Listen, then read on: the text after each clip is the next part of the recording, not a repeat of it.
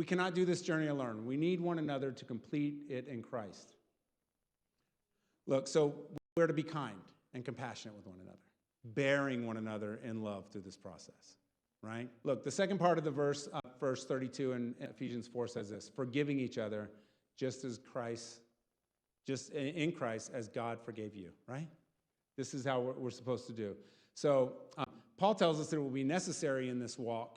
The first thing he tells us is it's necessary to forgive one another as Christ forgave us, to never forget that Christ took away our sin and that we're not supposed to be holding someone else's sin above them. Matter of fact, and after this verse, he goes into he tells you how Christ went to the cross and how big of a deal he did and the sacrifice that he made. And again, he's preaching the gospel, right? He's like on his game in this, right? He's telling you about Jesus going to the cross and doing all this stuff. And he's not just telling you to love like Christ or to forgive like Christ. He's telling you, this is how Jesus did it. He sacrificed. He walked down there carrying a cross while they spit at him and threw things at him while he was bleeding on his way there, as he was whooped 40 times, as he went there. Jesus did all this so that you could have forgiveness. And you're supposed to forgive others in a sacrificial way that leads to wholeness in being.